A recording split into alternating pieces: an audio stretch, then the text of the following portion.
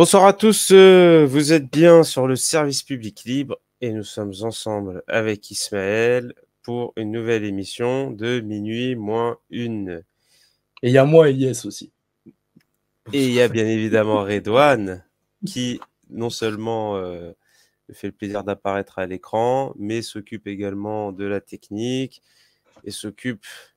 Sans lui, le SPL n'existerait déjà plus. Voilà. Et on en profite pour saluer le chat, même si c'est une émission en rediffusion. C'est pas Salut grave, à on tous. pense à vous.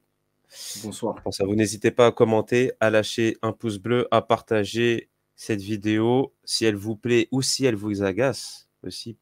Commentez. Qu'est-ce qui vous agace? Et n'hésitez pas à commenter et à en discuter dans les commentaires. Alors aujourd'hui, on a un programme chargé parce que ça fait longtemps qu'on n'a pas fait cette émission. J'avais du mal à trouver du temps pour la faire et pendant le temps où je devais la faire, eh bien, les événements ont été nombreux et malheureusement, parce qu'il y a eu beaucoup de choses qui se sont passées, aussi bien sur le front du conflit russo-ukrainien que sur le front du Moyen-Orient, du Proche et Moyen-Orient, mais aussi sur des choses, on va dire, qui sont de l'ordre, on va dire, de la géopolitique, de la technologie. Donc c'est ce dont on parlera dans un troisième temps avec Ismaël. On parlera donc des logiques qu'implique en fait la course à l'intelligence artificielle, et notamment sur la question des semi-conducteurs. Voilà. Mais on va commencer dans un premier temps par parler de la guerre en Ukraine. Alors lors de la dernière émission que nous avions réalisée, c'était le début de l'offensive ukrainienne en Russie. Et donc cette offensive, en fait, a changé un petit peu les rapports de force sur l'ensemble du front. On avait en question plusieurs choses, donc auxquelles on va pouvoir répondre très rapidement. Moi, j'avais plusieurs hypothèses. Première hypothèse, c'était que c'était une fuite en avant parce que les Ukrainiens craignaient un effondrement du front, ou que c'était une fuite en avant parce que les Ukrainiens cherchaient à faire bouger les lignes de l'emploi des armes occidentales en Russie, ou alors c'était en fait un premier appât, c'est-à-dire en fait une première attaque qui allait en amener une autre, potentiellement plus au sud. Et on peut déjà répondre à ces questionnements. Déjà non, ça n'a pas changé la ligne d'engagement des armes occidentales en Russie. Donc si c'était un objectif recherché des Ukrainiens, bah, ça a raté. Deuxième chose, ça n'a pas permis un effondrement du front ukrainien. Enfin, pas permis du côté des Ukrainiens, bien évidemment, mais c'est-à-dire qu'on s'attendait éventuellement à ce que ça chamboule, parce que les Ukrainiens, on sait qu'ils ont des forces, notamment en moyens humains, très limitées. Et ils ont prélevé beaucoup de leurs forces dans le Donbass. C'est ce qui a pu causer une avancée accrue des Russes, mais sans effondrement du front à l'heure actuelle. Et enfin, la question d'une offensive ukrainienne qui aurait pu avoir lieu ailleurs, bah pour le moment, non. Pas d'offensive ukrainienne. Sur l'ensemble du front en Ukraine, c'est la Russie qui avance et c'est la Russie qui est à l'initiative. Donc sur l'offensive ukrainienne en Russie, donc les Russes ont réussi à stabiliser le front et les Russes ont réussi dans un second temps quelques contre-offensives mais limitées, ce qui fait que le territoire occupé par les Ukrainiens en Russie est passé de 1000 km² à 800 km² pour le moment. Voilà donc ce qu'on pouvait dire sur cette offensive ukrainienne. Donc par ailleurs, je vais mettre la carte, mais par ailleurs sur l'ensemble du front, donc les Russes ont avancé, ils ont réussi à prendre la ville de Vuhledar qu'ils attaquent depuis 2 ans et qui a coûté beaucoup aux Russes. en pertes humaines et en pertes matérielles. Donc c'était un bastion qui permettait aux Ukrainiens on va dire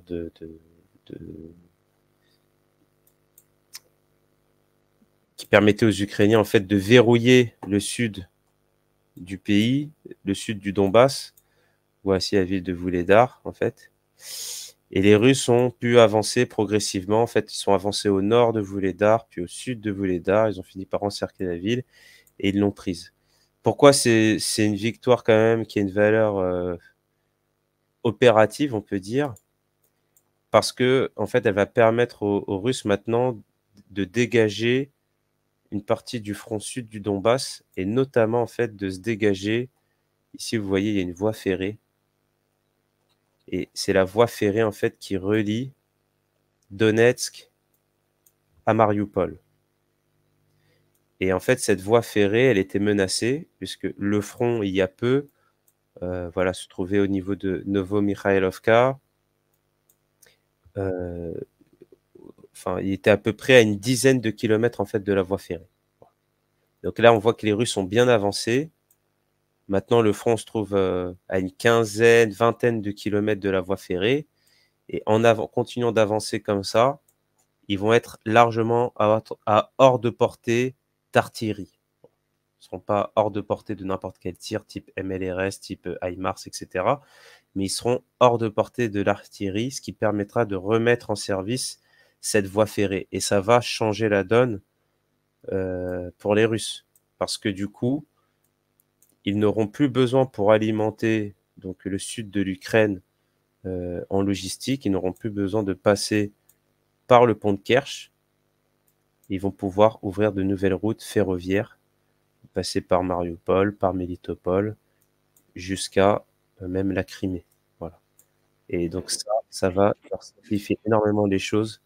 Et en fait, c'est ce pont, entre guillemets, terrestre qui va relier la Russie à la Crimée, et ben ça va en fait, du coup, le pont de Kerch, ce sera quelque chose, on va dire, d'accessoire. Ce sera plus quelque chose de prioritaire à protéger pour les Russes, et ça va plus devenir du coup un objectif tactique, opératif important pour les Ukrainiens. Donc ça, c'est quand même une première chose importante. Sinon, voilà, globalement, les Russes ont avancé un petit peu partout.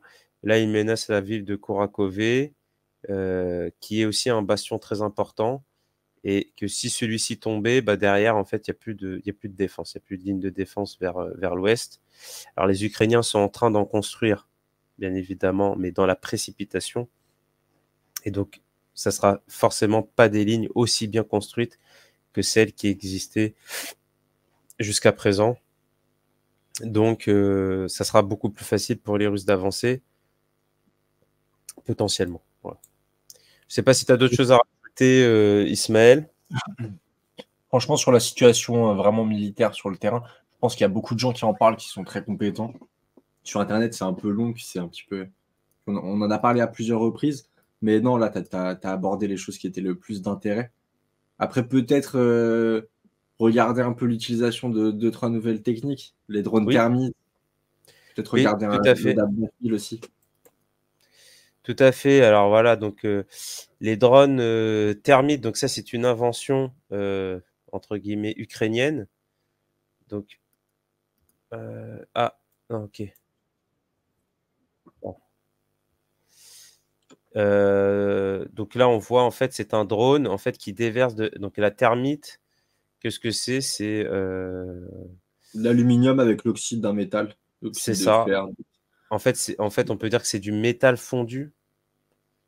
Ouais, bah, c'est une la réaction réaction est extrêmement exothermique. Voilà. Et du coup, ça monte à 2500 degrés.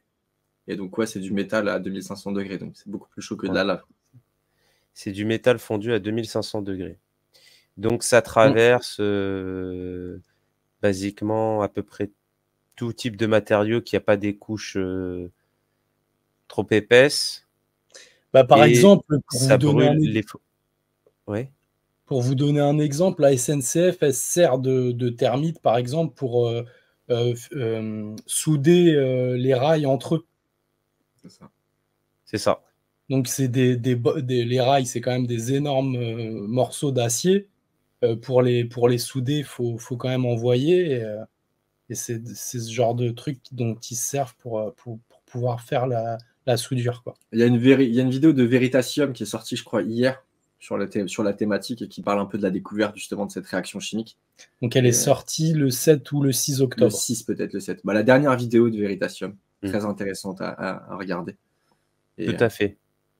Alors moi j'ai vu, bon, je le partage pas ici, mais j'ai vu des images en fait des résultats de brûlures en fait de termites sur des soldats russes. C'est vraiment pas beau à voir.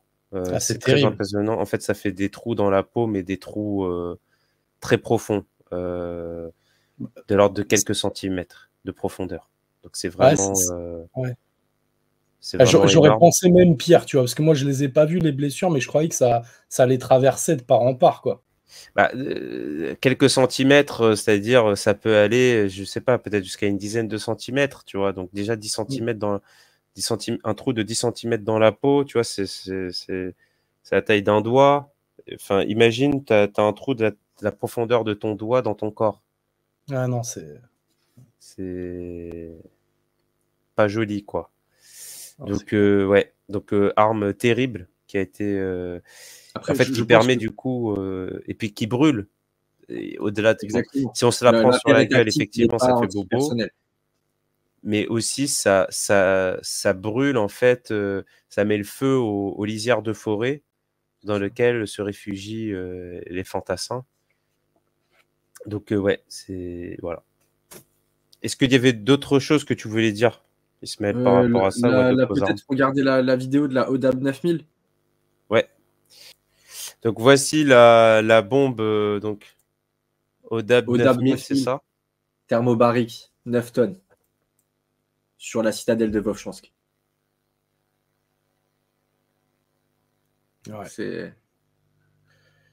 C'est d'une violence inouïe. Il y a de l'énergie, parce que les bâtiments, là, c'est des bâtiments de plus de 5-6 étages. Vous voyez la taille un peu de l'onde de choc, etc. C'est vraiment, ça prend l'intégralité du quartier, quoi. Ça touche pas qu'un seul bâtiment, c'est les 30 bâtiments dans le quartier qui sont impactés. Ouais, c'est violent. Et après, bon, sur le terrain, en fin de compte, la différence que ça fera, elle n'est pas si palpable que ça, in fine. Mais c'est les plus gros modèles qu'ils ont, quoi. Ouais, ça, celle-là, c'était les plus grosses, même pendant l'ère URSS, qu'ils ont remises au goût du jour avec des modules. Ça me fait penser à. Je vais montrer des images de la ville de Vovchansk. Gidam, quoi. Pour que les gens comprennent un petit peu, en fait. Aussi, pourquoi les Russes, en fait, avancent sur l'ensemble du front aussi, c'est parce que depuis fin 2023, au-delà des problématiques ukrainiennes, les Russes, en fait, ont mis au point des bombes guidées. C'est-à-dire qu'en fait, ils ont ajouté des kits de guidage sur les bombes qu'ils avaient même de l'époque soviétique, en fait. Exactement. Je viens de trouver le nom du kit pour faire planer, c'est UPMC. Parce que FAB, quand on parle de FAB 500, c'est pour les bombes à fragmentation normale, avec une explosion normale. Les ODAB, c'est pour les thermobariques. Et les modules UMPC, c'est le module avec les ailes qui permet de planer. C'est ça. Et donc ça, c'est des kits qu'avaient les Américains. C'est d'ailleurs ces bombes-là, en fait, qui sont utilisées par les Israéliens, en fait. C'est de simples bombes de différents calibres. Et en fait, on rajoute dessus des kits qui permettent de planer. Et en fait, ça fait comme des missiles. Mais ce sont des bombes qui sont simplement guidées avec des petites ailes. Voilà. Et donc, depuis que les Russes ont ça, ils font un usage massif de l'aviation pour larguer ces bombes qu'ils ont en fait dans des quantités astronomiques. Et bah, regardez, voici le paysage de Vovchansk. Alors, Vovchansk, on rappelle que c'est une ville en fait qui a été attaquée par les Russes lors de l'offensive de Koursk. Offensive de Koursk démarrée fin printemps dernier. Donc, ça fait quelques mois que cette ville est le lieu de combat. Offensive de Kharkov. Koursk, oui, c'est le plus au nord. C'est ça, l'offensive. J'ai dit l'offensive de Kursk. Non, mais c'est pas grave. Trompé. Effectivement, l'offensive de Kharkov. Donc, cette ville est le lieu de combat très très difficile. Et regardez comment ça se passe, quoi. Je pense que c'était au moins 50 000 habitants avant les batailles. Voilà, c'est ça. Vous voyez un peu à quoi ça ressemble aujourd'hui. Elle a été complètement rasée par l'artillerie, bien évidemment. On voit de nombreux impacts d'artillerie, mais surtout par les FAB. par C'est les FAB en l'aviation. fait qui rasent les immeubles. On est d'accord, Elias, que cette année, l'année 2024, tous les gains russes, enfin, en tout cas une grande partie de la victoire russe de cette année, c'est totalement en lien avec l'utilisation massive de bombes guidées de plusieurs centaines de kilos. C'est de l'aviation en fait en ce moment. Et que C'est ça. l'artillerie a perdu de son rôle un peu sur la dernière année. Alors, elle n'a pas perdu de son rôle, elle va en complément de l'artillerie, parce que l'artillerie, malgré tout, reste complètement utilisée, parce que Bien dans sûr. les volumes, on est sur de l'ordre de peut-être 300 frappes russes par l'aviation russe par jour, ce qui est déjà très, très Je pense que c'est conséquent. beaucoup ce que tu dis. Je pense que c'est moins, c'est moins. C'est moins que ça. Ah ouais? Une centaine, je veux bien croire, de FAB par jour en moyenne. Mais si les jours de grande utilisation, je pense qu'on s'approche de 300, 500. Et les jours de calme, c'est 50, quoi, 30. Ouais, peut-être, non, mais il me semblait avoir lu que c'était de l'ordre de 300 dernièrement. D'accord. Ah, c'est Après, énorme. Hein. voilà, la différence entre nombre de bombes, sorties et frappe. Parce que sur une frappe, il peut y avoir plusieurs bombes. Donc, enfin bon, voilà. En tout Bien cas, sûr. en tout cas, on est sur de nombreuses frappes par jour, mais c'est sans commune mesure avec les milliers de frappes d'artillerie quotidiennes. Voilà. C'est Et, sûr. et, et si tu veux, sur les frappes d'artillerie, il y a différents calibres d'artillerie, et notamment sur les tirs de mortier. Les tirs de mortier qui permettent de faire des tirs à courte portée, qui sont très très utilisés, notamment par les petits groupes d'infanterie lors des assauts. Et puis, alors que tu vois, tu peux pas balancer une FAB pendant un assaut. Par contre, tu peux faire des frappes d'artillerie. Et C'est de vrai. la même manière, les MLRS aussi sont très très largement utilisés par les Russes. C'est Donc vrai. voilà. Ouais. Mais en tout cas, MLRS, faut expliquer à nos auditeurs. alors les MLRS, ce sont des tirs Multi-launch rocket system, c'est voilà, de plein de roquettes roquettes. simples de courte portée qui sont C'est envoyées ça. sur une zone de 1-2 hectares. C'est quoi les modèles Le qui envoient modèle principal qui est utilisé pendant cette guerre, c'est le Grad. C'est ce qui a été exporté pendant l'URSS, qui a été exporté partout sur la planète. Et ça a une très très mauvaise précision, mais ça permet de faire un peu le ménage sur 2 hectares. C'est ça. Et sachant que le modèle Grad est aussi bien utilisé par les Russes que les Ukrainiens. Des deux côtés. Voilà. Et puis, il y a les modèles plus évolués de MLRS du type tout ça. Vampire, HIMARS côté ukrainien, donc le modèle américain, et de type Vampire Tornado aussi. S côté russe. Ouais, et ouais, t'as raison, c'est Tornado. Vampire, c'est tchèque, je crois. Et Vampire, c'est polonais ou tchèque, je crois. Ouais, peut-être tchèque. Peut-être tchèque. Très bien. Eh bien, je ne sais pas s'il y avait d'autres choses à Non, sur cette apporter. partie-là, je pense qu'on a fait à peu près le tour Voilà. des petites nouveautés, quoi. Donc, conclusion, bon, Même bah, s'il n'a pas été dans le l'armée russe détail avance sur le terrain. et les Ukrainiens reculent, mais sans effondrement. Mais voilà, combien de temps ils tiendront encore? Sachant que tu dis que quand même là, on arrive dans les dernières parcelles très renforcées, quoi. On arrive dans les dernières parcelles très renforcées. Alors après, on est toujours capable de renforcer derrière, de reculer et de creuser derrière. Il y a des analystes en fait qui disent que peut-être que la guerre en fait va se jouer sur l'offensive de Kursk, parce qu'en fait l'offensive de Kursk, il faut savoir que les Ukrainiens et les Russes en fait misent de plus en plus de moyens sur cette offensive. Et les Ukrainiens, je crois qu'ils ont mobilisé presque 20% du corps armé dans l'offensive de Kursk. Ah ouais. Il y a Ouais, en autant plus, de c'est vrai que contingents. c'est très, très. J'ai les données donc de Masset. Alors, qu'est-ce qu'il a dit? 28 minutes. Donc, on voit en fait là sur les informations qu'on a ici, c'est que bon, l'armée russe a mobilisé la 106e division aéroportée. Donc déjà, c'est une division de qualité. Et les Ukrainiens ont répondu en envoyant 3 brigades, parmi lesquelles la 47e brigade mécanisée, qui était connue dans plusieurs événements en fait qui sont produits dans le Donbass, notamment autour d'Avdivka, tu vois, et de Kursk et de Pokrovsk, pardon. Et donc là, on voit que le corps expéditionnaire ukrainien totalise 18 brigades, 10 bataillons, 5 unités de drones et une brigade d'artillerie, ce qui représenterait 55 à 60 000 hommes, soit un cinquième de l'armée de terre ukrainienne. Voilà. Dont Et là, peut-être la moitié qui est sur le territoire russe. C'est ça que tu voilà, c'est disais. ça. Ouais. Je pense Ah, que c'est la moitié qui est sur le territoire russe, 25 à 30 000 hommes. Et ils se font très malmenés parce que là aussi, les Russes, ils y vont à la FAB, hein, ouais. sur le territoire de Koursk.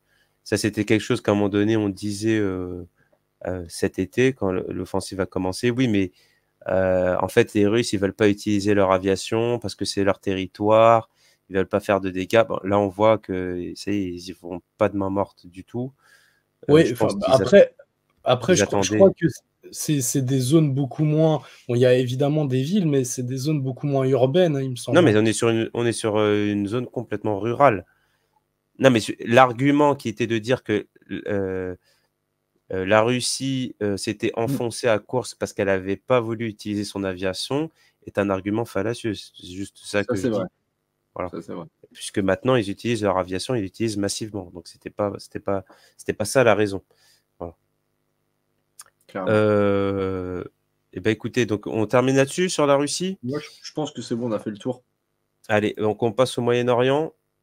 Alors, Moyen-Orient, les événements au Moyen-Orient, donc on va revenir quand même rapidement là-dessus. Middle East, Moyen-Orient. Nous, on dit Proche-Orient, il me semble, pour parler de. Non? C'est On pas peut un dire terme. Moyen-Orient, on peut dire Proche-Orient, on peut dire Proche et Moyen-Orient, en fait, ça dépend de ce dont on parle. L'Iran, c'est pas du Proche-Orient, l'Iran, c'est du Moyen-Orient.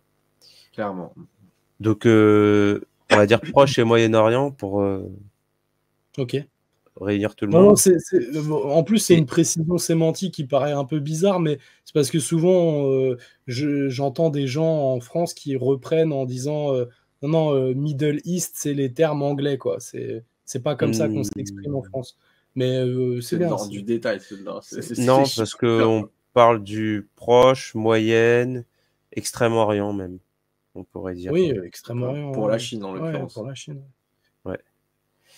Donc, précision sémantique faite. Merci. Alors, les événements terribles qui se sont produits, c'est notamment donc on était resté sur l'assassinat en fait du chef politique du Hamas, mais depuis on a eu l'assassinat donc de nombreux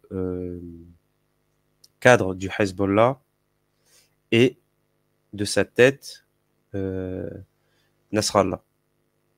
Donc Nasrallah a été tué lors d'un raid aérien de l'armée de l'air israélienne qui ont envoyé une vingtaine de bombes, je crois. Tu me diras si je me trompe, Ismaël. Alors moi j'ai entendu, je sais pas exactement le nom, mais en tout cas c'est des bunker busters, c'est celle pour percer le sol de manière conséquente, et il y en a au moins une dizaine. Il y en a au moins une dizaine pour faire le trou de la taille du trou qu'on a vu, même potentiellement 20, je veux bien, enfin c'est dans l'ordre d'idée, on va dire. Ouais, moi c'était l'information que j'avais lue, c'était une vingtaine de bombes pour en fait détruire littéralement tout un bloc, tout un pâté de maisons. Alors c'est pas un pâté de maisons, même c'est un pâté d'immeubles, c'est un bloc d'immeubles constitué de 6 immeubles je crois peut-être tu vois de l'ordre de 6-7 étages. C'est ça. Ouais. Et qui ont implosé littéralement. Et en fait, Avec, pourquoi? Parce qu'il y avait un bunker en dessous qui était le bunker, le QG du Hezbollah dans le sud de Beyrouth. C'était une réunion à laquelle participaient des officiels iraniens, en fait, plutôt, je dirais, des officiers des gardiens de la révolution iranienne C'est ça. qui participaient à cette réunion avec donc les hauts dirigeants du Hezbollah. Et d'après les informations qu'on a, et encore une fois à prendre avec des pincettes parce que il y a forcément du brouillard d'informations là-dedans, mais il semblerait que la fuite en fait soit venue d'Iran, c'est-à-dire que le Mossad avait eu accès à des informations venant d'Iran pour savoir que cette réunion avait lieu et que Nasrallah allait y participer. Voilà. Alors, Donc, je sais qu'on a vu la même émission depuis toi et moi, Elias, et il y a un certain nombre de personnes dans nos milieux qui disent que c'est aussi de la désinformation, cette information. c'est pour ça que je prends des pincettes, mais je pense que les gens de nos milieux ne sont pas capables de savoir non plus. Je pense qu'à l'heure actuelle, pas grand monde n'est Après, capable de savoir. En tout cas, c'est une information de très très haut niveau qu'ont réussi à avoir les Israéliens. Et à mon avis, il y avait peu de personnes qui pouvaient savoir que cette réunion allait avoir lieu.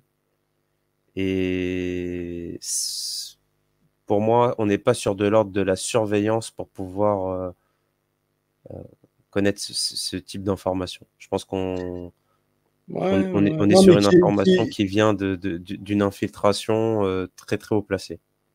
qu'il y ait une fuite, je suis d'accord avec toi. Enfin, en tout cas, c'est tout à fait probable.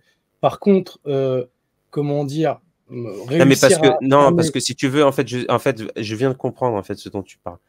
Euh, Toi, tu fais référence à autre chose. Moi, je ne dis pas en fait que les Iraniens ont fait fuiter l'information. Tu vois, c'est pas ce que je dis. Je dis que le Mossad a eu accès à cette information, potentiellement du côté iranien, mais pas par la volonté des Iraniens. C'est pas ce que je dis. Ouais, Ça, je ne le mais crois pas. Et après, il y a aussi un scénario où simplement par la surveillance pure au niveau de surveillance que les autres ont en face, tu peux tout à fait voir les Mm. avions arriver, les gens descendre des avions, voir les regroupements de voitures, suivre les gens de manière permanente, etc. Ils ont 12 télescopes avec la qualité de Hubble qui regardent vers la Terre tout le temps, le NGO, là, l'agence gouvernementale américaine pour l'espace. Donc ils regardent, pour la surveillance, ils ont Ouais, mais moyens illimités. je pense que quand les officiers des gardiens de la Révolution arrivent au Liban, pour atteindre ce type de niveau dans le Hezbollah, à mon avis, enfin, sauf si c'est de l'amateurisme, mais je crois pas que le Hezbollah soit des amateurs. Il y a des changements de voitures, il y a des changements de véhicules, Bien sûr, bien sûr. il y a des changements de lieux constants, et on essaie de brouiller les pistes avant d'arriver à Hassan Nasrallah, qui était, je le rappelle, un des hommes les plus recherchés de la planète. Bon, J'entends. après, Après, de toute ça doit façon, être dur de faire. on est sur le registre des hypothèses, on n'aura pas la réponse.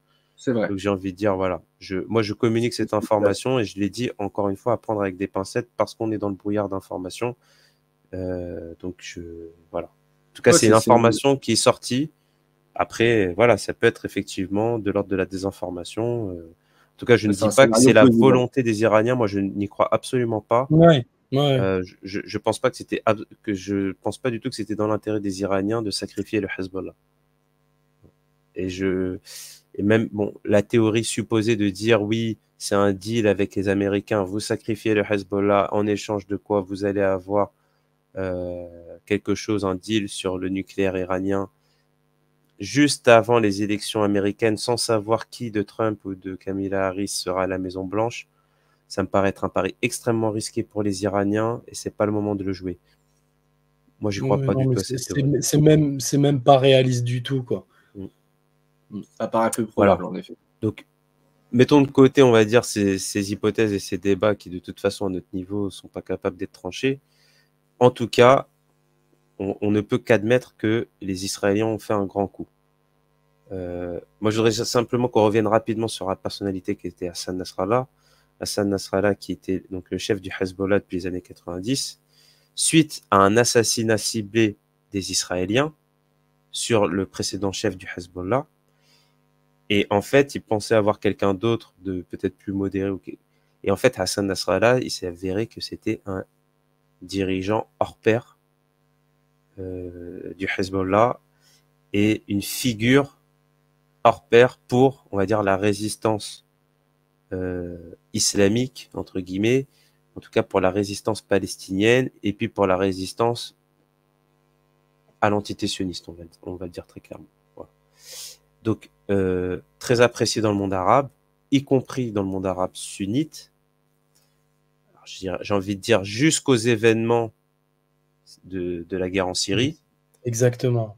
Voilà. Après, à Exactement. partir des événements de la guerre en Syrie, effectivement, l'image du Hezbollah s'est dégradée parce que ça a été enfin, on a réussi à transformer ça en un conflit religieux. Voilà. En tout cas, c'est comme ça qu'on l'a Sunnite. présenté, Ouais. sunnite, chiite, et Ouais. c'est vrai avec quelques massacres quand même perpétrés en Syrie de part et d'autre. Mais je vais dire, après voilà, on va pas faire la balance aujourd'hui, mais je pense quand même sans commune mesure d'un côté. Voilà. On était quand même face à des terroristes, des gens qui se présentaient comme étant des terroristes takfiristes, clairement. Mais c'est la guerre et on peut pas occulter qu'il y ait eu des débordements des deux côtés. Voilà. Mais en tout cas, on ne pourra pas enlever que le Hezbollah, euh, euh, dans l'environnement libanais, en tout cas, euh, a été garant d'une certaine stabilité du Liban après quand même une guerre civile terrible, et notamment dans la protection, en fait, de la minorité ou de la communauté, on va pas dire minorité, de la communauté chrétienne au Liban, et même de la communauté sunnite.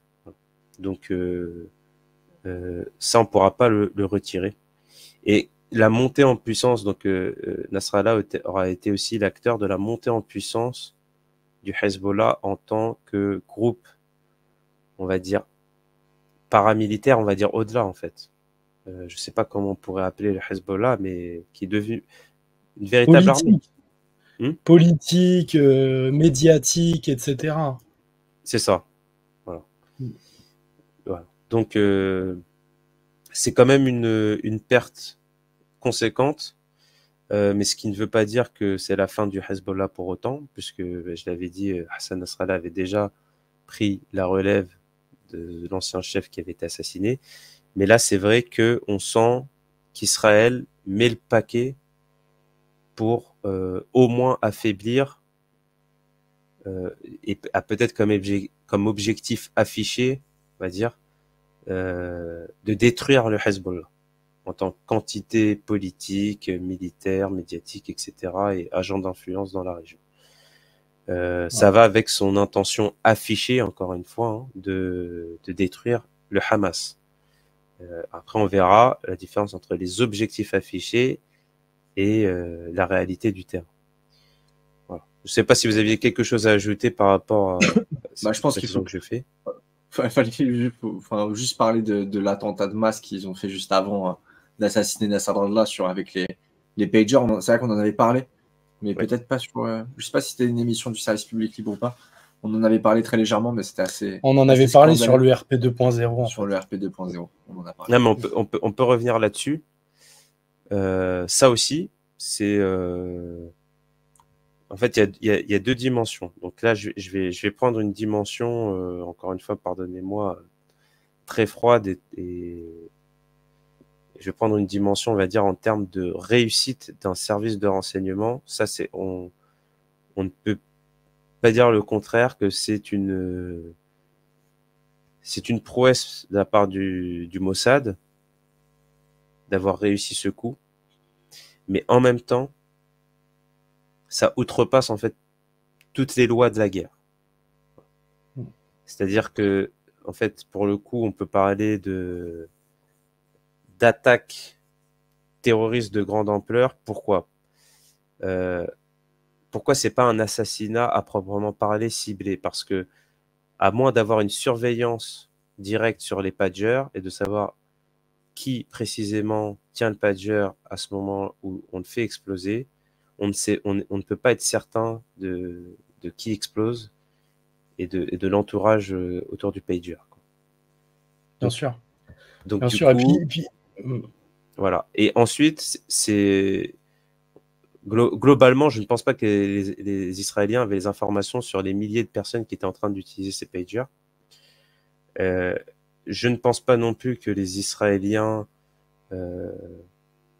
savaient qu'ils étaient peut-être dans des marchés, etc. Et en plus, la loi de la guerre, si vous voulez, qu'est-ce que ça nous dit précisément? Ça nous dit que on tue quelqu'un qui a l'arme à la main, qui porte un uniforme et qui est en situation, on va dire, de combat, quoi. a priori, même un militaire, même un soldat, quand il n'a pas l'arme à la main, en fait, la première chose qu'on va tenter de faire, c'est de le faire prisonnier dans le combat. Et c'est pour ça qu'on ne tue pas les prisonniers, on fait des prisonniers de guerre, on ne les tue pas, a priori. Mais dans la logique israélienne, considérant en fait que leurs ennemis sont des terroristes et que en fait ce sont des soldats, en fait ils portent l'uniforme en permanence en fait. Ils n'ont pas besoin de porter un uniforme pour être en fait des combattants. Et donc en fait ça enlève la notion de civil. En fait la notion de civil du coup de facto n'existe plus. Il n'y a que des militaires, il n'y a que des combattants. Et que des militaires toujours en fonction. Voilà. Et donc on peut les faire sauter quand on veut. Avec les civils qui les accompagnent. C'est ça. Ouais. Non mais enfin bon, on est bien d'accord, de toute façon, la loi, c'est eux qui la disent, ils en font ce qu'ils veulent, ils la tordent comme ils veulent. Moi ce que je vois, c'est que d'un point de vue de la question de la confiance, il y a beaucoup de gens qui se posent des questions aujourd'hui, et je pense pas que les Arabes, pas que les Iraniens, etc. J'avais vu certaines réactions, on avait regardé ça ensemble avec mon frère, des Chinois particulièrement par rapport à cette affaire, qui étaient scandalisés, quoi. Qui se disaient, ok, si se la jouent comme ça, si en plus ils ont des complicités européennes, etc., pour pouvoir piéger des choses en amont, mais de quoi ils sont capables? Où sont les limites, en fait? Et en fait, je crois que même si, comment dire, d'un point de vue du renseignement, tu l'as dit, ça pourrait être, ça peut être pris et ça doit être pris comme une prouesse, d'un point de vue de la réalisation de l'action et de qu'est-ce qu'ils ont fait de l'information. Pour moi, il y a un truc très délétère. Il y a quelque chose où, en fait, à chaque fois, à chaque étape, il rogne un petit peu le capital confiance que les autres États, que les autres entités, que les autres structures peuvent avoir vis-à-vis justement des règles et des agissements de ces gens. Ce dont tu parles, c'est l'histoire d'Israël. C'est-à-dire que l'histoire de l'État israélien, en fait, est faite de succès tactiques, mais de défaites stratégiques. En fait, bizarrement, on pourrait croire qu'ils ont une vision à long terme et qu'ils ont en fait un agenda qui est très très bien construit, etc. Mais en fait, il y a des visions en fait extrêmement différentes au sein des différents services de renseignement, etc. Je vous renvoie d'ailleurs, ceux qui nous écoutent, à la note de lecture qu'a fait Michel Drac de Rise and Kill First, donc le bouquin écrit justement sur les services de renseignement et les assassinats ciblés, qui explique justement ça. C'est-à-dire que des fois, en fait, Israël, soit par calcul politique court-termiste, soit par choix militaire, mais si tu veux pareil, court-termiste, c'est-à-dire on a un objectif militaire, on veut l'accomplir, on fait sauter les pagers parce que ça va foutre le bordel au Liban, et derrière on va être capable d'accomplir nos objectifs.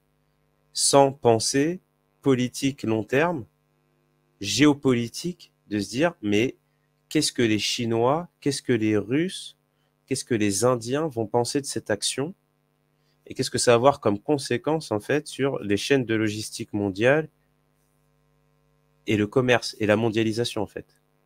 De se dire, attendez, mais si je commande des pagers chez les Européens, potentiellement, pour par exemple, ou des pagers ou des téléphones ou n'importe quel outil, pour par exemple ma communauté scientifique, admettons, et ben si ça se trouve, c'est piégé et ils vont zigouiller tous les scientifiques qui travaillent sur le programme d'intelligence artificielle chinois. Je dis n'importe quoi. Hein. Ouais, si. Voilà. Ouais, non, là, c'est ça. Non, mais donc, avant, Elias, tu noteras qu'avant, il y avait déjà une peur quand tu utilises normalement le software d'un pays étranger. Je pense à la France, on n'a pas vraiment d'OS, etc. Quand tu utilises Microsoft, quand tu utilises des... tu avais peur de l'espionnage quand tu achetais du matériel étranger. Et c'est pour ça que les pays du Sud, ils ont toujours été comment dire, eux, ils n'ont aucune prise sur les pays développés chez qui ils achètent le matériel sophistiqué. Par contre, les pays développés, eux, peuvent voir absolument tout ce que les autres font à travers l'espionnage. Mais avant, c'était que de l'espionnage. Et là, les autres ont passé un stade. Ouais. C'est que là, parce que je pense que les Chinois respectaient beaucoup les Israéliens après l'histoire de Stuxnet. Je pense que ça a beaucoup plu à plein d'agences de renseignement mondiales où tout le monde s'est dit c'est dans les règles de la loi, c'est dans les lois de la guerre, c'est de bonne guerre entre guillemets. Il faut que tu rappelles ce que c'est. Oui, rappelle-nous cette opération. Ouais.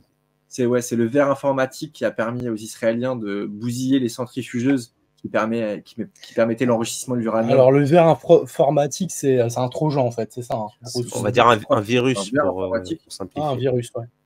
Un virus pour généraliser, mais je crois que comme type de virus, c'est un verre informatique. C'est un truc qui se développe. Après, je ne connais pas les détails, mais en gros, que ça a bousillé les centrifugeuses qui permettaient l'enrichissement de l'uranium et que ça a fait perdre au programme nucléaire iranien, on dit 5 ans, peut-être 10 Plusieurs années, quoi. En tout cas, vraiment beaucoup d'années, quoi. Et ça, je pense que tout le monde les a regardés, et s'est dit comment on fait nous-mêmes la même chose aux autres. Mais là, quand tu fais le coup des pagers, tu tues 300 Libanais qui n'ont pas forcément une importance stratégique mondiale extraordinaire. Et par contre, tu casses un truc au niveau confiance et général, etc. Et les gens ne sont pas fiers de toi. Tu ne regardes pas l'opération avec fierté. Il n'y a pas le côté quel génie. C'est le côté qu'est-ce que c'est démoniaque et mal, quoi. Vraiment. Ça, je pense que c'est ce que tout le monde se dit. Parce que même un service de renseignement, il ne peut pas penser à faire des choses pareilles.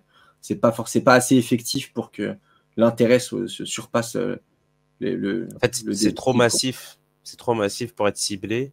Exactement. Il y a le côté massif aussi qui est horrible. Si ça avait été un pager qui avait été machin pour un général ou je sais pas quoi, ça aurait été acceptable. Et encore. Déjà les bombes sous les voitures qui tuent la femme et les enfants, c'est dégueulasse un peu. C'est dégueulasse. Mais là, ouais. Là, ça passe. Mais de toute façon, on est dans le cadre de la guerre totale menée par Netanyahou depuis le 7 octobre, c'est-à-dire de toute façon, il n'y aura aucun quartier. On mènera nos objectifs, on les atteindra coûte que coûte. On n'en a rien à foutre de faire des dizaines de milliers, voire des centaines de milliers de victimes. Donc, s'il faut faire sauter des pagers et tuer ou blesser des milliers de Libanais, on le fera. Voilà. Donc, le signal envoyé, pour moi, en fait, c'est le signal d'une guerre sans limite et d'une guerre, en fait, totale menée aux ennemis d'Israël, mais par étapes. Donc, on le voit, ça a été première étape le Hamas, deuxième étape le Hezbollah, et la troisième étape attendue, c'est l'Iran. Voilà. Et je ne sais pas si les pays arabes de la région prennent la mesure de ce qui est en train de se passer et en fait de la posture que prend Israël avec ses ministres messianistes qui ont un projet affiché clairement du grand Israël, de la fin de la solution à deux États, c'est-à-dire que elle était déjà morte depuis longtemps, mais là elle est officiellement enterrée et donc du coup c'est la vie ou la mort pour les deux camps. Voilà. C'est all-in. Voilà. En tout cas, Israël a fait all-in. Mais est-ce que les autres le feront ou est-ce qu'ils vont se coucher? Voilà. Pour moi, on est dans ce registre-là, un peu trivial, hein, bien évidemment. Alors après, bon, toujours facile de commenter depuis notre confort ici en France face aux conséquences terribles de la guerre. Là, on en parle, le Liban est encore sous les bombes, enfin Gaza aussi, mais le Liban en tout cas est massivement attaqué. D'ailleurs, on a une petite vidéo intéressante. Alors, hop, non, c'est pas ici. Ah, je crois que je l'avais peut-être... Donc là, bon, Israël cible un bâtiment situé à quelques centaines de mètres de l'ambassade d'Iran, bon, d'accord.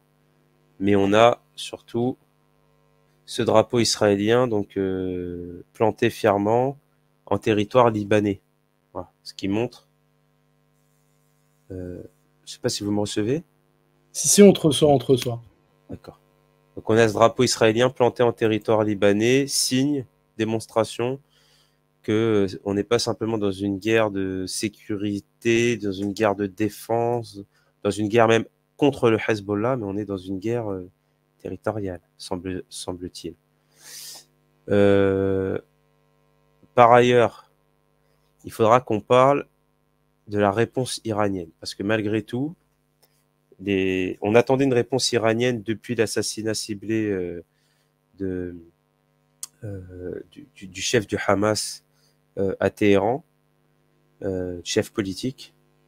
Et puis, avec les nouveaux assassinats et la guerre en cours au Liban, bah, la réponse de l'Iran se faisait de plus en plus pressante. Et elle est arrivée. Elle est arrivée par une salve de missiles balistiques. A priori, la salve la plus importante de l'histoire. L'attaque de missiles balistiques la plus importante de l'histoire. Donc, aux vérifications que j'ai pu faire, sauf erreur de ma part, même les Russes n'ont pas tiré autant de missiles balistiques, je précise bien, de missiles balistiques en même temps. Ils ont fait des salves avec de nombreux missiles tirés, mais avec, en fait, toujours des drones, des missiles balistiques et des missiles de croisière. Ouais. Voilà. Donc là, on est sur 200 missiles balistiques tirés en même temps sur une période relativement courte. Ouais, à titre de comparaison, lorsque Saddam Hussein tirait ses Scuds, je crois qu'il a tiré 64 Scuds en l'espace d'un mois. Voilà. Et déjà, ça terrorisait Israël. Donc là, c'est en l'espace de quoi? Une demi-heure, ils ont reçu 180 missiles balistiques. C'est ça.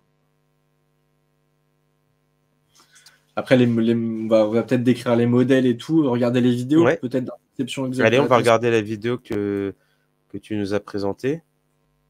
Atmospheric interceptions that look very different from atmospheric interceptions. They look like a bluish purple blob that expands. Exoatmospheric.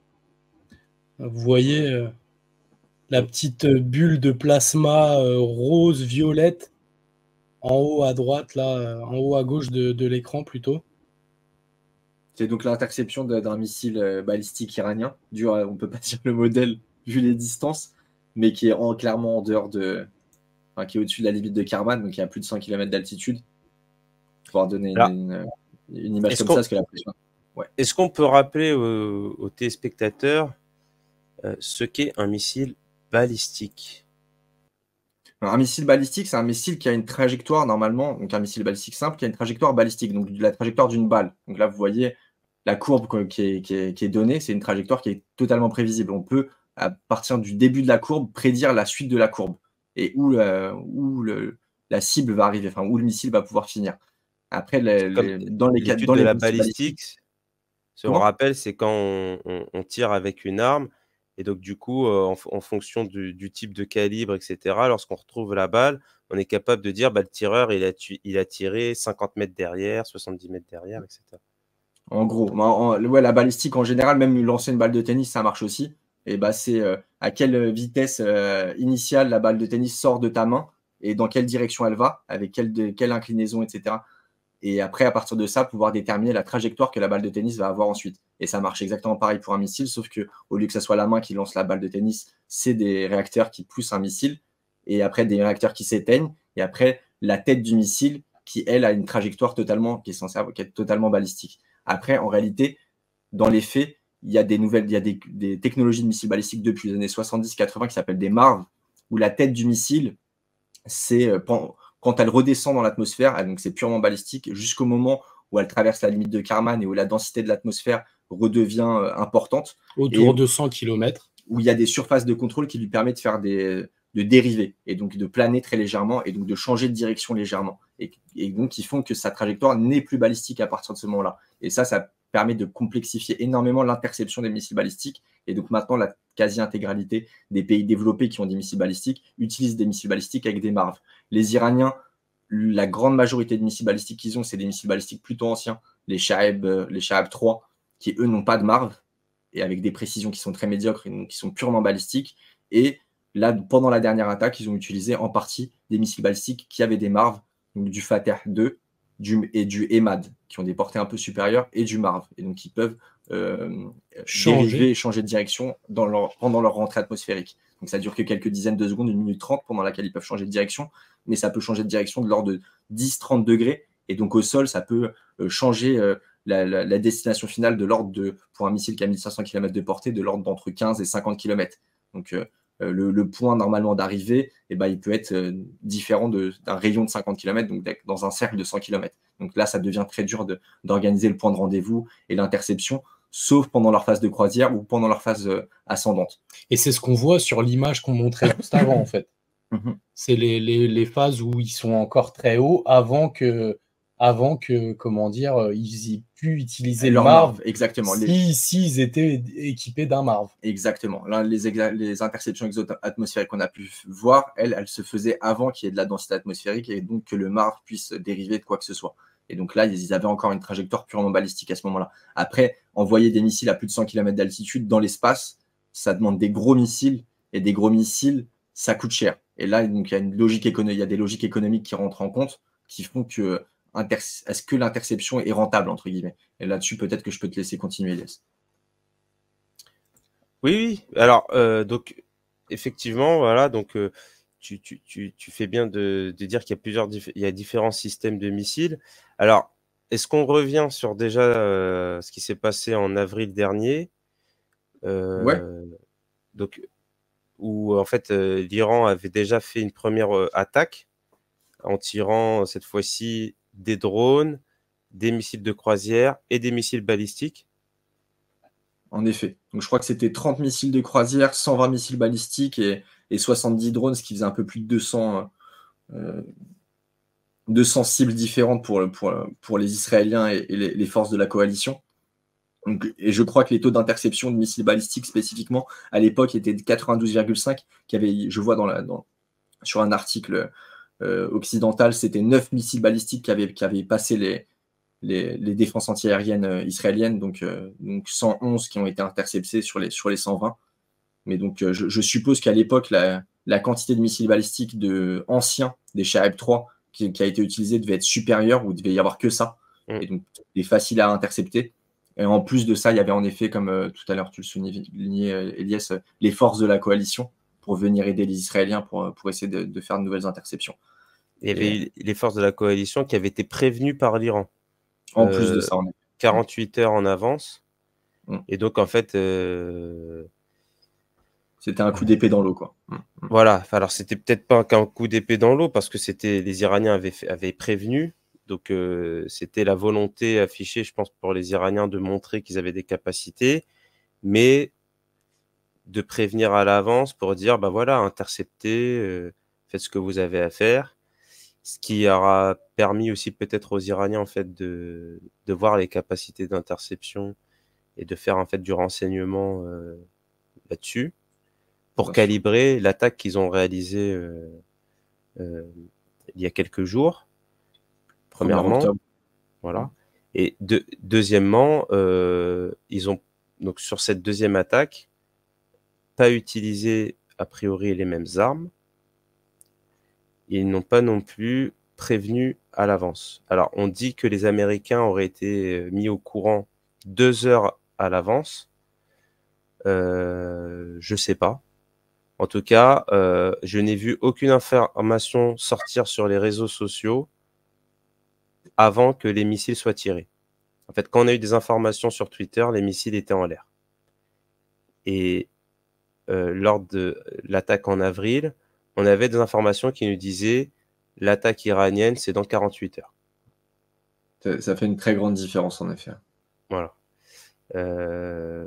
Alors, ensuite, il y a donc les types de missiles utilisés, comme tu as dit. Que là, en l'occurrence, il y avait pas mal de Fateh 2, on ne sait pas exactement combien. Très dur de savoir. Parce que c'est vrai que quand on voit les images de réentrée, on voit l'ionisation autour de la tête.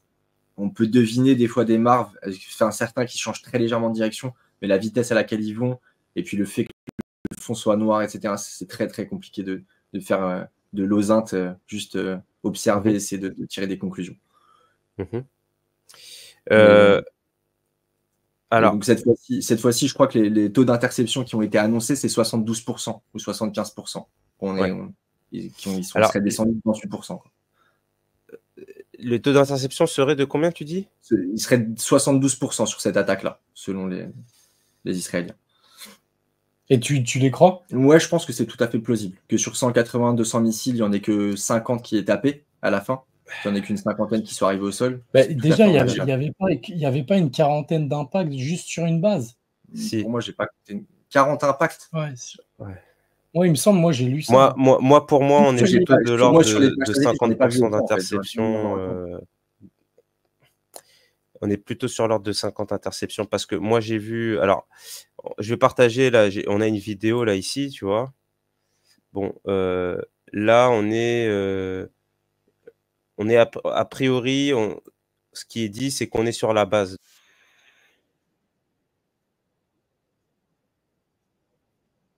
Ceux qui sont tirés sur la base de Nevatim, il n'y en a pas beaucoup qui sont interceptés pour moi. C'est vrai qu'ils passent quasiment tous.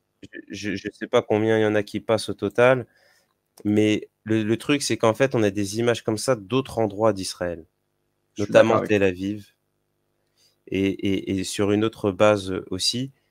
Donc moi, à chaque vidéo que j'ai vue des... Bah là, il y en a combien là? Une vingtaine d'impacts à chaque fois, tu vois. Là, il y en a combien là tout de suite? T'en comptes combien? Je sais pas. C'est 1, 2, 3, 4, 5, 6, 7, 8, 9, 10, 11, 12. Moi, j'en ai compté 13. 11. 14. Moi, j'en compte 14. Ouais. 12. Ok, une douzaine. Il y en a au moins 13. Même s'il y a 5 endroits supplémentaires, si tu multiplies par 5, ça fait 60 missiles qui touchent le sol. C'est pas, tu vois ou pas, ça reste très cohérent avec les taux d'interception. Mais regarde là, tu vois sur Tel Aviv là, regarde. Là, il y en a combien? Il y en a plusieurs qui pètent dans l'air. Il y en a plein qui pètent en l'air en fin de course. Ah bon? J'en vois plusieurs qui ont pété en l'air là depuis tout à l'heure. 4, 5, 6, 7. Il y en a qui pètent en l'air, ouais. Il y en a qui pètent en l'air. Il y en a quelques-uns qui pètent en l'air, hein, mais les impacts au sol, ils sont là. Hein. Qui est peut-être qu'eux mentent sur les taux d'interception et que c'est que de l'ordre de 30 ou 40% ce qu'ils ont intercepté. C'est tout à fait possible. Regarde, on a des interceptions, on après, les voit. Par contre, là aussi, il y a certaines vidéos où on voit les mêmes redescendre. On voit les mêmes redescendre, mais tu vois, on voit les interceptions. On en voit quelques-unes. Après, on ne voit pas toutes les exo-atmosphériques. En fait, il y en a plein des interceptions qu'on ne voit pas aussi, ça c'est sûr. Ouais. Là, tu vois, ça je crois que c'est sur Tel Aviv, tu vois. Il y en a plusieurs. En tout cas, dans ce qui est visible, en termes d'interception visible, on est sur moins de la moitié. Je suis d'accord que sur les phases finales, il y a des missiles qu'on ne voit pas qui ont été interceptés dans la haute atmosphère, mais je crois que les interceptions dans la haute atmosphère, il n'y en a pas non plus de manière très conséquente. En fait, moi, j'en ai vu que quelques-unes parce qu'il n'y en a que quelques-unes qui ont été filmées. Malheureusement, je vois les journalistes d'Al Jazeera, etc., pendant l'attaque des missiles, ils ne filment pas la haute atmosphère. Et en plus, le problème, c'est qu'il y a même des interceptions qui peuvent se faire au-dessus de la limite de Kármán. Donc, on est censé voir des bulles de plasma là, mais on ne va pas voir la bulle. Enfin, tu ne peux pas savoir où elle va être, la bulle de plasma. Donc, tu dois juste filmer que le ciel noir et espérer que ça arrive dans ton champ. Là, tu vois, je crois qu'on est sur la base de Nevatim. Ah non, ça passe quand même. La vidéo, elle dure pas longtemps. Tu vois, je sais pas, les patriotes, ils font de l'exo-atmosphérique ou ils interceptent sur la redescente? Pour moi, les patriotes, ils montent pas jusqu'à plus de 100 km. En fait, il y a un truc aussi sur lequel, sauf si j'ai mal compris. Là, je pense qu'ils sont complètement, ils sont sous l'eau. Alors, vas-y, je te laisse réagir, Redouane. Ouais, pour moi, ils sont un peu dépassés, mais je voulais réagir juste sur ce que tu disais en disant interception. C'est quoi le terme que tu as utilisé? Exo-atmosphérique et la redescente. Et ça peut être exo-atmosphérique et en redescente. Sur la redescente. Oui. Mais non, mais ça peut être les deux. Non, mais quand je parle de redescente, finale, là, on est clairement dans l'atmosphère, tu vois. Donc, clairement. Ouais. Quand on les voit briller, on est dans l'atmosphère. Comme tu as dit, Ismaël, c'est dans les 100 derniers kilomètres. Quoi. Ouais. C'est dans les 100 derniers kilomètres qui font ce travail-là. Et là, tu vois, sur cette base, une base aérienne comme ça, c'est sûr qu'il y a une batterie de patriotes, tu vois. Donc, est-ce que la batterie de patriotes... Elle est vide, ouais. C'est-à-dire qu'il y a beaucoup de missiles qui tombent, mais on devrait quand même voir plus d'interceptions que ça. Alors, est-ce que c'est que le début de la vidéo et qu'en fait, les mecs, ils ont commencé à filmer, et en fait, il y a déjà des missiles qui sont arrivés, il y a déjà eu des interceptions, et en fait, les batteries sont à demi vides, quoi. Ouais. Ou alors, les batteries étaient déjà à demi vides. Ou Parce que, alors, en fait, les missiles patriotes, ça coûte aussi extrêmement cher. On l'a c'est vrai. dit. C'est quoi? C'est 30 millions? Non, Non, ça, c'est là, pour, c'est ça, les c'est pour de non, l'exo-atmosphérique. ouais. D'accord. Non, Mais en les tout cas, ça, Patriots, c'est du 1,5 million, je crois, un truc comme ça, 2 millions de dollars, missile. voilà. Donc, Et bon, il ça, t'en faut 2 pour intercepter un truc, donc c'est cher. C'est clair que c'est cher. donc, ça coûte extrêmement cher. Donc, j'ai revérifié la capacité d'emport d'un Patriote. Effectivement, d'une batterie, c'est 16 64. missiles. Ah, c'est 16, Hmm. ok. Ouais, c'est C'est 16 par camion. Ou 16 pour tout par un camion, système 16 par par batterie. camion. D'accord. Voilà. On est d'accord. Et il y a 6 batteries sur. Enfin, une Ouais, batterie quelque chose. Patriote est composée de 6 lanceurs. 6 lanceurs, ouais, donc ça fait 6 fois 16. Voilà. Donc, il y a Et donc, potentiellement quand même 80 missiles. ouais, Donc normalement, là, tu il y as a un dit. problème, soit parce que les missiles. Après, il y a un autre scénario. C'est qu'ils ont peut-être peur qu'il y ait une deuxième salve qui arrive dans 2 heures et que si tu as vidé tes silos maintenant et que la deuxième salve, c'est les missiles qui sont sérieux avec les techs, avec les charges militaires les plus importantes et la meilleure précision, bah peut-être que tu préfères garder tes Ah, mais tu peux patriotes pas le pour tout à savoir, l'heure. ça. Tu peux pas le Comment? savoir, ça. Tu Tu peux peux pas pas le le savoir, savoir. ça, Ismaël, quand tu reçois la salve. Tu es obligé de te protéger sur la première salve. Tu peux pas prendre le risque de dire, ah, mais ça se trouve, la première salve, il n'y a rien dans le missile, je vais attendre la deuxième. Tu vois. Bah, je pense qu'il y a un côté où, tu sais, la salve qu'ils avaient fait en avril où il y a 92% d'interception, bah, les autres savent un peu aussi que c'est pour saturer et les faire dépenser leur défense antiaérienne. Après, je vois ta logique, hein, c'est très dur de donner Moi, une je pense conclusion. que tu as des missiles, ils arrivent, des missiles balistiques, ils arrivent sur ta base aérienne. Si tu peux les intercepter, tu les interceptes. À mon avis, s'ils n'ont pas intercepté, c'est soit parce qu'ils n'avaient pas la capacité, manque de missiles, soit parce que, en fait, les interceptions ont raté. C'est juste, c'est vrai. Et puis, Dans tous les cas, ça démontre en tout cas que les capacités d'interception israéliennes ne sont pas sans faille, loin s'en faut. Je voulais partager juste ici, j'avais une petite infographie qui est quand même intéressante. C'est pas une infographie, mais on va dire un petit graphique. Ouais, je l'avais trouvé, ouais, pas mal. Voilà. Les 4 layers de défense. Voilà. La défense multicouche, défense aérienne multicouche. Donc on voit, donc le dôme de fer, c'est la dernière couche. Parce que c'est vrai que tout le monde, et même moi au début, j'ai utilisé l'expression dôme de fer, parce que c'est une expression fourre-tout, c'est celle dont on parle. Mais en fait, le dôme de fer ne sert qu'à protéger des roquettes courte portée tirées et des drones tirés essentiellement en fait par le Hamas et le Hezbollah, donc à très courte portée, c'est-à-dire on est sur 15 km, 30 km de portée. Après, au-dessus, on a donc la fronde de David, qui, elle, sert essentiellement aux missiles de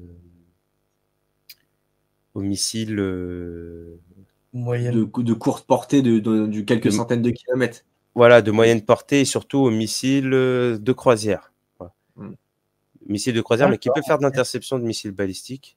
Tu peux faire de l'interception de missiles balistiques, c'est pareil. C'est comme le Patriot, c'est multi-rôle. Voilà. Après, on a les Patriotes. Donc, les Patriotes, c'est la grosse défense. C'est assez polyvalent comme défense antiaérienne. Ça tire de l'avion, ça tire du missile balistique. Potentiellement, ça pourrait tirer du drone. Hein, du missile de croisière aussi, du drone, de tout. Croisière. En fait. Tout ce qui est un peu loin et un peu gros et un peu haut. Voilà. On va dire à plus de 4 km d'altitude, quoi. Et enfin, le système Arrow, donc qui est sorte, je sais pas, d'équivalent patriote, mais plus centré sur le balistique quand même. Ouais, c'est les missiles qui sont très très gros et qui vont très très haut. Voilà. Et donc c'est les Arrow 2 et les Arrow 3 qui peuvent faire des interceptions exo-atmosphériques, comme on a vu tout à l'heure, qui peuvent dépasser la limite de Kármán à plus de 100 km d'altitude et intercepter directement dans l'espace les missiles adverses. C'est un peu Après, il y a eu aussi, en fin de compte, là, les Américains, en plus de ce layer-là, les Israéliens, ils ont une cinquième couche de défense, c'est le système Aegis américain. C'est le système que les Américains ils ont sur leur bateau pour intercepter les missiles intercontinentaux, les missiles de portée intermédiaire et les missiles de portée moyenne. Et donc là où ils ont des missiles qui s'appellent des SM-3, ceux dont on parlait tout à l'heure, qui sont très très chers. Au-dessus je crois que ça va encore plus haut que les Arrow, les SM-3. Ça peut aller plus haut en vertical. Alors, on en a fini pour la défense antiaérienne israélienne. Moi, ce que je voudrais savoir, c'est... Alors, vite fait, il y a des petites images d'illustration. Alors, tu vas nous les commenter au fur et à mesure, Ismaël. D'ailleurs, là-dessus, là, sur ce truc-là, on n'a pas commenté un truc, moi, qui me fait tilter depuis tout à l'heure. C'est on commente la courbe bleue, mais pas la courbe rouge. Parce que la courbe rouge, c'est Crary le avant-garde. C'est les trucs que les Iraniens et les Israéliens, ils n'ont pas. Personne n'a. Ah, c'est les trucs russes, par exemple. Qu'il n'y a que les Russes qui l'ont, le planeur hypersonique. Qui font de l'hypersonique tout au long en suivant qui sont en dessous de 100 km, quoi. Exactement. Ok, c'est censé être quand même très très haut, genre 70-80 km. Alors, tu avais 2-3 images. Là. Alors là, c'était ça, c'est par exemple, c'est la tête des missiles SM-3. C'est le véhicule, le kill véhicule. Celui qui va taper le missile adverse, le missile balistique en axo-atmosphérique. Donc les explosions qu'on a vues tout à l'heure, il y a de grandes chances que ça soit ça ou un système Arrow qui les a tapés.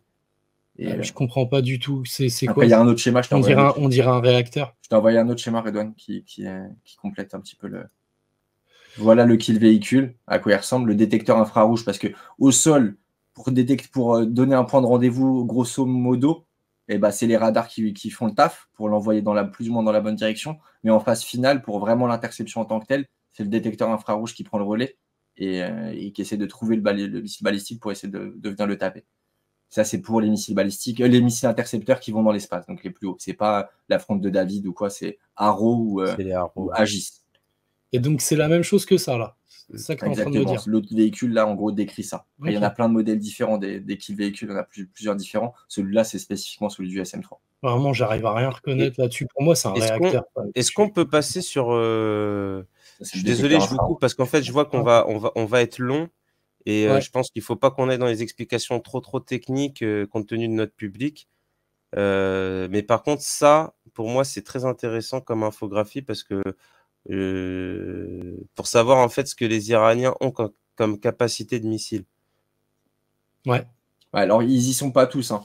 Mais là, ceux qui ont été utilisés, c'est les plus gros là qu'on voit sur l'image, c'est les Shahab 3. Je disais, c'est ceux qui sont de mauvaise qualité. 1300 km de portée, mais avec des précisions qui sont très mauvaises.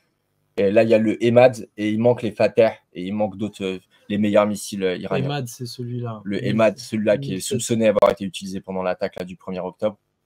Et après, il y en a d'autres qui sont soupçonnés dont les Fateh 2 là, qui sont pas sur l'infographie. Mais en gros, on voit toute la classe des missiles balistiques des années 2000 des Iraniens. Donc, c'est les petits, là, toute la classe des courtes portées. Et puis, depuis quelques temps, le Gadr, le Sedjil, il y en a un autre qui est très gros aussi, qui a 2500 km de portée, là, avec des grosses charges militaires, je crois, de 1500 kg.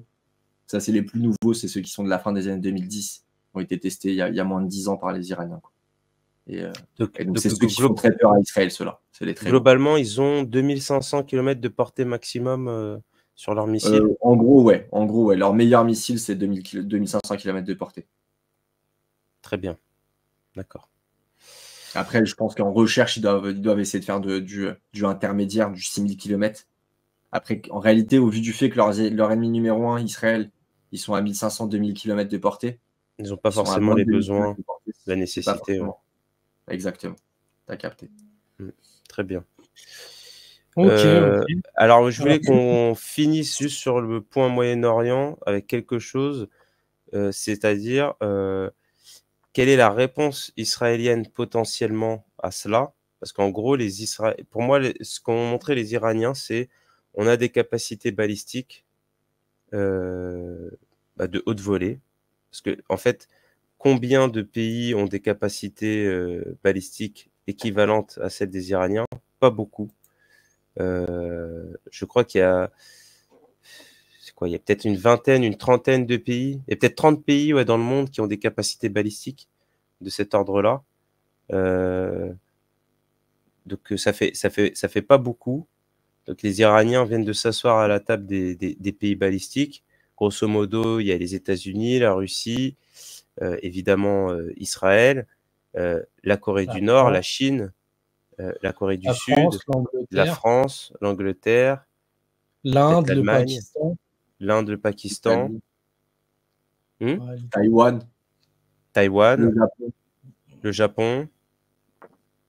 Mais tu vois, je crois Indonésie, c'est sûr, ils doivent en avoir. Les gros pays, on va dire les gros PIB mondiaux qui ont pu se permettre d'avoir des peut-être le programmes Brésil, ouais. Exactement. Mais on arrive vite à une forme de limite. Donc ça fait rentrer quand même l'Iran dans la cour des grands au niveau militaire, en termes de dissuasion, je dirais, conventionnelle. Parce qu'une pluie de missiles balistiques avec des bonnes charges militaires, ça fait quand même mal. Et parce qu'on a vu aussi des difficultés d'interception. Sachant que l'Iran n'a pas de grande capacité aérospatiale, c'est-à-dire en termes d'aviation. Elle n'est pas capable de faire une projection d'aviation. Elles envoient Là, pour le coup, les Iraniens sauraient intercepter des avions iraniens qui voleraient vers Israël. Ce qui est beaucoup plus difficile pour des missiles balistiques modernes. Et en plus de cela, donc, c'est de dire, si demain on met une charge nucléaire dans ces missiles, là, c'est autre chose. Ouais. Là, l'équation n'est pas la même, en effet. Et on a eu un petit événement qui s'est produit sur ces derniers jours. Je vais le mettre ici. Tu te rappelles, on l'avait commenté en direct. On l'avait commenté en direct, effectivement, chez toi, Redouane. Ouais. Il y a eu un séisme de magnitude 4,6, donc dans le désert iranien. Et il se trouve en fait que le profil sismographique en fait de ce séisme ressemble étrangement en fait à une explosion, parce qu'il n'y a pas de réplique, il n'y a pas eu de réplique, c'est juste un gros boom et puis progressivement ça diminue, comme les tests nucléaires, le test indien, le test pakistanais, le test soviétique, le test nord-coréen, qui se trouve d'ailleurs à peu près aux mêmes magnitudes au niveau. La magnitude là de 4,4, c'est 4,4 qui a été annoncé, c'est ça ? 4,6. 4,6. Ça fait directement bombe H, quoi. Ça fait plusieurs mégatonnes. Alors, on dit que c'est la même magnitude que l'essai militaire des Américains de Sedan, qui était de 4,7. Et le nombre de mégatonnes de Sedan, c'est combien, tu sais ? Alors là, comme ça, je ne le sais pas, mais on pourrait essayer de trouver.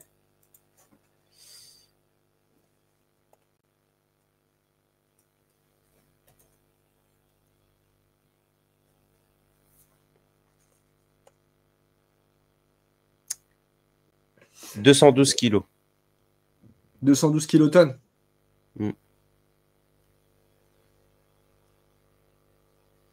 Je vois 1,3 mégatonnes. Non, elle pèse 212 kilos. Non, pardon. Ah, okay. 104 kilotonnes. Ouais. 104 kilotonnes. Après, je pense que en vrai, dans tous les cas, il y a pas mal de trucs à prendre en compte, d'où en partie les layers géologiques, le type de roche et comment les ondes sismiques elles se propagent dans ce type de roche, etc. On va pas rentrer là-dedans. Non, bah, moi-même, je ne saurais pas te dire. Pour être clair. Mais ok, 100 kilotonnes. Ouais, c'est pas de la blague, 100 kilotonnes déjà. 4,75. En gros, ce que tout le monde a dans ses armées, quoi. Voilà. Donc, est-ce que l'Iran est en train d'avancer sur son programme nucléaire à grande vitesse? Est-ce que l'Iran, en fait, est en train de faire une sommation à Israël, histoire de lui dire, j'ai les capacités balistiques, prochaine étape, je fais un essai nucléaire à grandeur nature et vous arrêtez de faire chier. Voilà. Donc, moi, c'est une hypothèse qui est sur la table. Ah ouais. Après, ça y ressemble pas mal. Hein. Autre chose, on se posait la question hors antenne, on se disait, Israël, ils n'ont toujours pas répliqué. Ils n'ont toujours pas répliqué. On posait la question, est-ce qu'ils vont répliquer? Donc, il y a plusieurs sites potentiels pour répliquer. Il y a le site, en fait, il y a des sites nucléaires, il y a les sites pétroliers, notamment la célèbre île iranienne dont j'ai oublié le nom. Après, je pense que sur les champs de pétrole iraniens, s'attaquer aux champs de pétrole iraniens, ça paraît totalement fou au vu du fait qu'ils contrôlent le détroit d'Ormuz et que c'est la fin de l'économie mondiale s'ils font ça. Et donc, je pense que quand même les sites nucléaires iraniens, ça me paraît quand même plus raisonnable pour la survie de l'économie mondiale. C'est marrant. Les sites nucléaires iraniens, ouais, mais les sites nucléaires iraniens sont des zones, sont des lignes rouges pour les Iraniens aussi. Bah oui, C'est- ce qui est logique, hein. Enfin, te faire bombarder tes installations nucléaires, même civiles, sur ton territoire, enfin, on peut entendre que tu n'apprécies pas, quoi. Enfin, que ça C'est soit intolérable, en fait. Intolérable, même. Ouais. Donc, les Américains ont dit qu'ils ne voulaient pas bombarder les sites nucléaires iraniens parce qu'en fait aussi, ça leur laisse en fait une marge de manœuvre de négociation avec les Iraniens. Du style, bon, bah, on est encore capable on est encore capable de négocier avec vous pour que vous obteniez le nucléaire au moins civil, voilà, et qu'on vous laisse tranquille, c'est-à-dire sur les sanctions, parce que c'est ça dont il est question aussi. Alors, je trouve plus l'île, je l'ai retrouvée, donc elle est beaucoup plus au nord, en fait, l'île de Karg. Elle Ok. est C'est dans celle-ci, le là? golfe Persique. Ouais, je crois que c'est ça, voilà. Et en fait, elle permet, je crois, c'est 90% des exportations de pétrole iranien. Ah ouais? Ouais, en fait, c'est de pétrole raffiné, notamment. Ok, d'accord. Ça se voit qu'il y a des installations. Oui, en effet, là, oui. C'est vrai, quand on zoome, on voit que... Donc, il y a le Bah, ministre du pétrole iranien qui s'est rendu sur cette île, là, d'ailleurs, récemment. Ouais, ouais, c'est des grosses installations, en effet. Et il y a des pétroliers, en fait, qui sont au large pour le moment, et en fait, ils veulent pas se rendre sur l'île. En fait, ils font pas de mouillage, si vous voulez, devant l'île. Ils attendent, en fait, très au large, et ils vont récupérer le pétrole, tu vois, régulièrement, mais ils attendent bien loin de l'île. Parce qu'ils ont peur d'une potentielle attaque. Donc, j'avais vu des statistiques, les données. Il me semble que c'est 90% du pétrole iranien. Donc c'est cette île-là, hein. Ah, ça paraît. C'est cette île-là et c'est ouf, hein, parce qu'on la voit quasiment pas, hein. En tout cas, je sais que les champs de pétrole iraniens, normalement, ils sont un peu plus au sud. Oui, c'est un terminal. Voilà. En 2014, 90% du trafic pétrolier du pays passait par cette île. Ok, d'accord. Waouh. Ouais. Ok, un peu donc au large du Koweït, en fait. En 2020, le terminal de l'île de Kark prend en charge l'exportation de 90% du pétrole brut iranien. Ok. Ouais, donc ce serait cette île-là, j'avoue que c'est clairement ultra stratégique de ouf. Mais j'ai l'impression que moi, faire ce truc-là, c'est de la folie furieuse. C'est de la folie furieuse. Que dans tous les cas, c'est de la folie. Iranien. Le pétrole, c'est le pétrole de Dubaï et le pétrole saoudien, etc., qui passe par ici aussi. Et là, c'est 30% du pétrole mondial qui est ici. Ouais, mais les Iraniens, s'ils fermaient le détroit d'Ormuz, ils feraient aussi un acte de guerre contre les Saoudiens, les Koweïtiens et les Irakiens. Je pense comment dire, de manière non dite, si on frappe leur capacité de production et d'exportation pétrolière au vu du fait que c'est leur manne financière, c'est normal qu'ils coupent la manne financière des autres aussi, que ce soit une Oui, non, mais bien sûr. Mais donc là, pour le coup, en fait, ce serait la guerre régionale tout azimut. Et 30 millions de barils en moins sur le marché mondial du jour au lendemain. Oui, mais ça mettrait dans la guerre, de fait, probablement les Saoudiens, les Émiratis. Toute la planète. Les Chinois, ils viennent. Tout leur pétrole, il y a une portion de leur pétrole qui vient de là-bas. Une bonne partie. Donc là, c'est toute la planète qui va venir faire la guerre ici pour récupérer ce dont ils ont besoin. Ça me paraît tellement dingue que je ne vois pas ce scénario-là se concrétiser, quoi. J'ai l'impression que faire un Tchernobyl en Iran, c'est moins grave. Oui, mais un Tchernobyl en Iran, les Iraniens pourraient aussi très bien couper le détroit d'Ormuz à cause de ça. Je vois ce que tu veux dire. Le lien direct me paraît moins limpide, mais en effet, c'est vrai qu'ils peuvent le faire aussi, tu me dis. C'est vrai. Non, mais en fait, moi, ce que je vois, c'est que de toute façon, pour le moment, l'entité sioniste n'a pas répondu, que c'est étonnant de leur part parce que c'est pas qu'ils ont le sang chaud, mais qu'en règle générale, ça tarde pas trop les réponses. Que soit, en effet, ils ont un certain nombre de demandes de la part de leurs alliés, je pense particulièrement aux Américains, qui leur disent, bon, écoutez, il faut accepter cette réponse et on en reste là. Ou soit, le truc qui s'est passé il y a quelques jours, à savoir le petit séisme de magnitude 4,6 dans le désert iranien, a peut-être... rebattu les cartes du jeu. C'est possible, hein. C'est vrai que là, tous les événements qui sont passés pendant la semaine qui a couru, c'est vrai que c'est très étonnant le fait que les Israéliens n'aient pas répondu. Est-ce que tout ce qui s'est passé, ça ne serait pas pour ça qu'ils n'aient pas répondu? C'est pas impossible. Ça me paraît pas totalement inenvisageable. On verra. On verra. Le temps nous le dira si on est encore de ce monde. Sur la précédente attaque, ils avaient répondu 5 jours plus tard. Ok. Là, on est 9 jours plus tard. Là, on est déjà 9 jours plus tard. C'est pour ça que ça me paraît long. Et tu dis, ils vont plus vite. On est 9 jours plus tard, mais c'est vrai que, contrairement à la première attaque qui avait été largement déjouée, on va dire qui était relativement inoffensive, cette attaque-là était beaucoup plus dure et montre un autre ton et demande peut-être une réponse plus appropriée de la part des Israéliens, tout en sachant que, voilà, comme tu l'as dit, l'histoire du détroit d'Ormuz, etc., je pense que les Américains font en sorte de demander aux Israéliens de lever le pied. Voilà. À mon avis, ils sont plutôt dans une logique de modération d'Israël.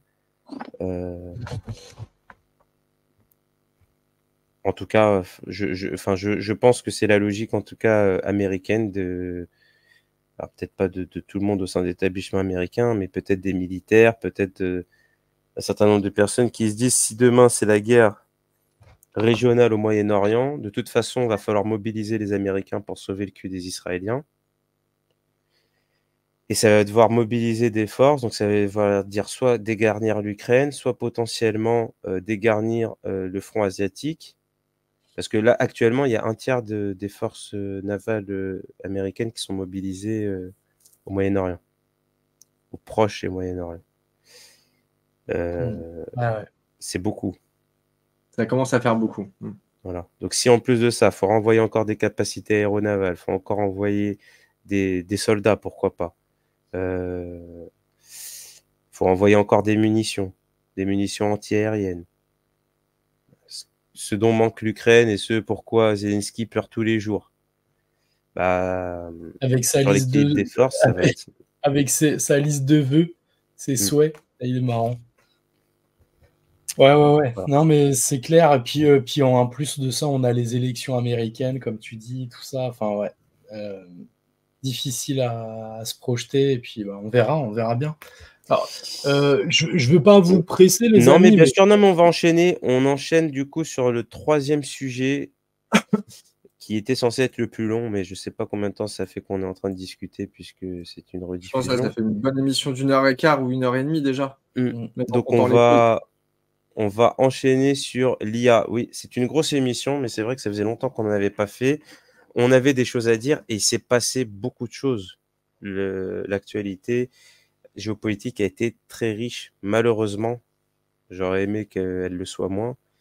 Donc voilà, on fait une grosse émission aujourd'hui. Tu veux pas qu'on conclue ici, Elias? On garde l'IA, l'industrie des semi-conducteurs pour une prochaine fois? Non, il faut que tu nous teases un petit peu. Il faut juste un teaser alors. Non, mais on peut garder pour plus tard, Ismaël.